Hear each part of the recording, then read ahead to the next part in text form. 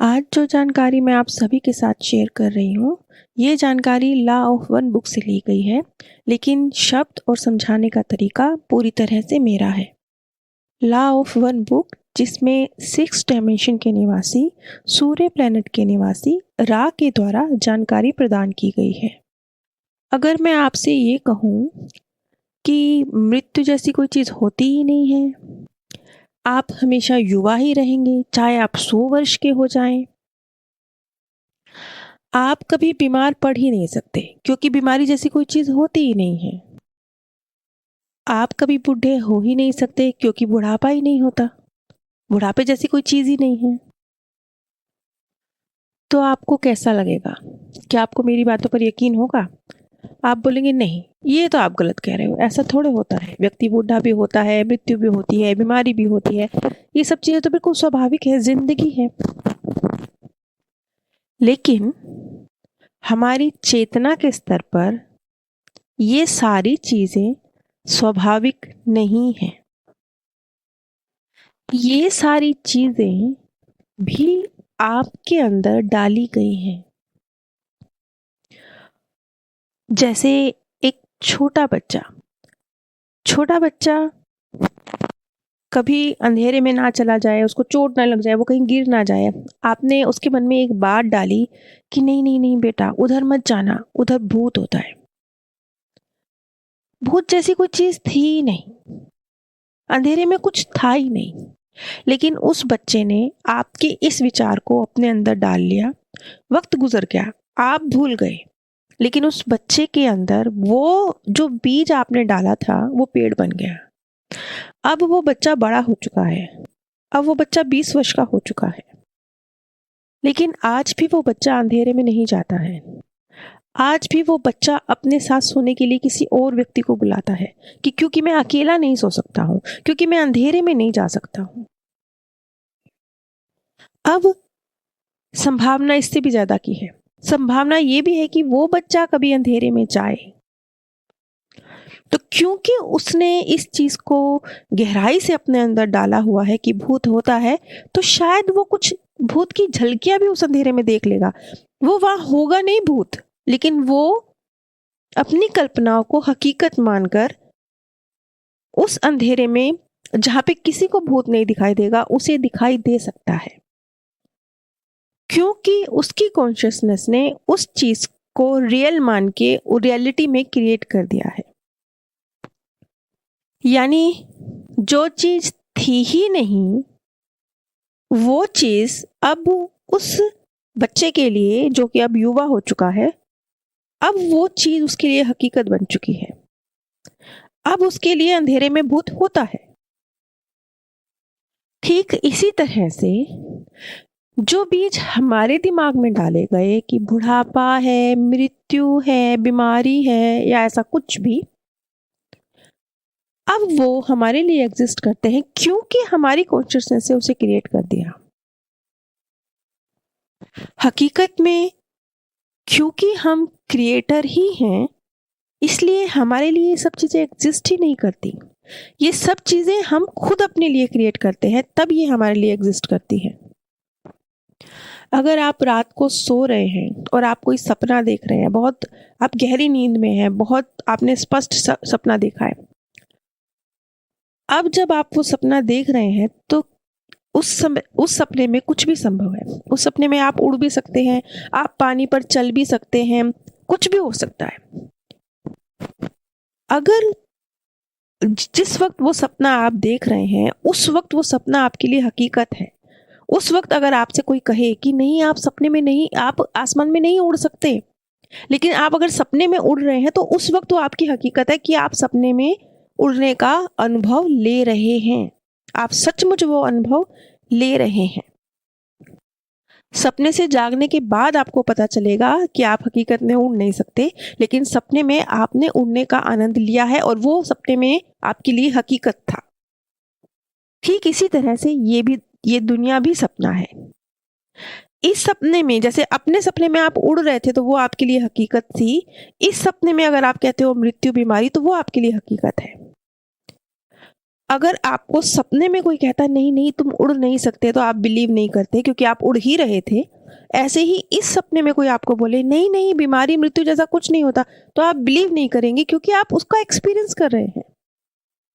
ये है हमारी कॉन्शियसनेस की क्रिएशन। क्योंकि इस रहस्य को जो डार्क फोर्स है वो जानती है कि जहां हमारा फोकस जाएगा वहां क्रिएशन हो जाएगी, तो उन्होंने हमारा फोकस गलत दिशा में कर दिया। और ऊपर से हम इतनी गहरी निंद्रा में हैं कि हम जानते भी नहीं कि ये क्रिएशन हमारे द्वारा हो रही है। आपने बहुत सारे धर्म ग्रंथ अलग अलग धर्मों में, बहुत अलग अलग धर्मों में सब लोगों ने ये बात आपको बताई होगी कि मृत्यु के बाद ये होता है, ऐसे होता है, इतना खतरनाक होता है, इतना गलत होता है। अब इसीलिए आपके मन में मृत्यु के बाद का डर बैठ गया, घबराहट होने लगी। बहुत सारे लोग मृत्यु से बहुत डरते हैं। क्यों? क्योंकि वो सारी बातें उनके दिमागों में जो धर्म गुरुओं ने और धर्मों ने डाली हैं कि इतना इतना ऐसे होता है, इतना गलत होता है, वो अंदर तक कहीं समा गया है। तो अब मृत्यु से डर लगने लगा है, जबकि हकीकत कुछ और है। हकीकत ये है कि आपको जो बीज आपके अंदर डाला जा रहा है वही तो आपके लिए आपकी रियलिटी को क्रिएट कर रहा है। वरना आज तक यहाँ पर इस चीज को मैं इस नजर से भी देख सकती हूँ कि बचपन से ही मृत्यु को लेकर मेरा नजरिया बहुत पॉजिटिव था। मुझे हमेशा इस बात का एहसास था, चाहे किसी भी धर्म ग्रंथ में कुछ भी लिखा हो, कि मृत्यु के बाद की दुनिया बहुत बहुत सुंदर है। ये हमेशा से था, जब शायद मुझे लिखना पढ़ना भी नहीं आता होगा। मैं जानती भी नहीं थी कि किस धर्म ग्रंथ में कैसे क्या लिखा है। तो कुदरत ने मेरे सामने जो जानकारी आई इस सब्जेक्ट पर, जो मेरी रिसर्च चली, जो मैंने जानकारी इकट्ठी करी, जो चीज़ें मैंने समझी, जो चीज़ें मैंने अनुभव करी, जो चीज़ें मैंने जानी, वो सब इसी दिशा में थी कि मृत्यु के बाद की दुनिया बहुत सुंदर है।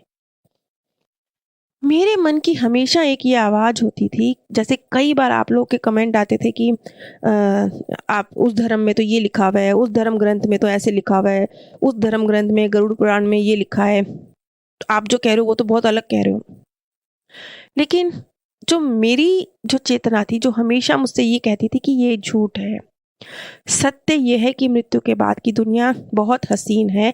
जो लिखा है, जो बताया गया है, उसकी पीछे की भावना कुछ और रही होगी, उस चीज़ को मैनिपुलेट किया गया होगा, उसमें बहुत ज़्यादा काट छाट करके तोड़ मरोड़ करके लोगों के सामने पेश किया जा रहा होगा, लेकिन ये सत्य नहीं हो सकता। ये चीज़ तब से मेरे अंदर थी जब मैं इन चीज़ों को जानती समझती भी नहीं थी।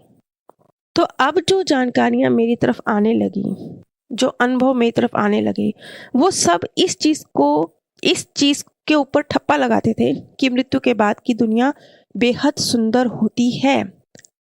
ये क्यों हुआ? क्योंकि मेरी चेतना ने उसी दिशा में जाना तय किया जो बीज उसके अंदर था, जो बीज मेरे द्वारा उसके अंदर डाला गया था।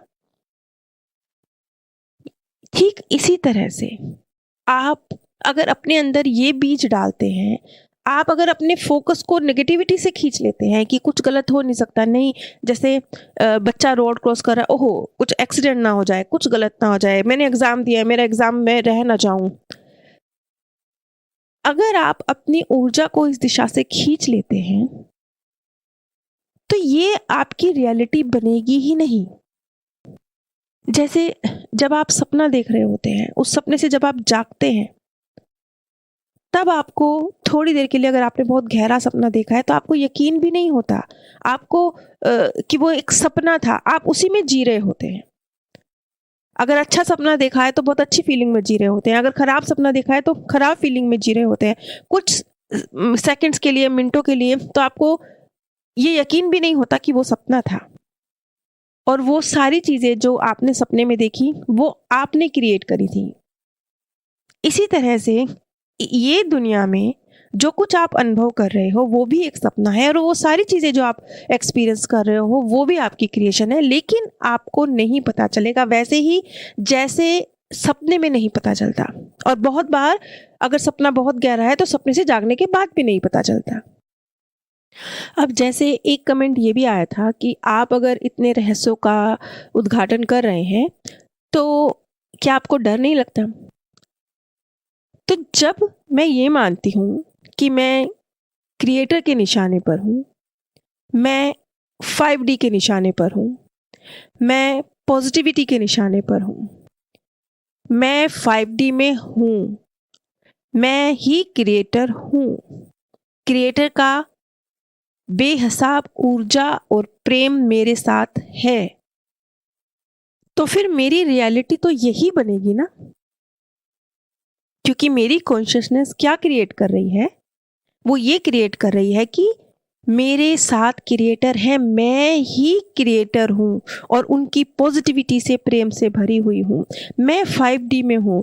अगर मैं ये अपने फोकस को इस दिशा में ले जा रही हूँ तो मेरी रियलिटी तो यही बनेगा।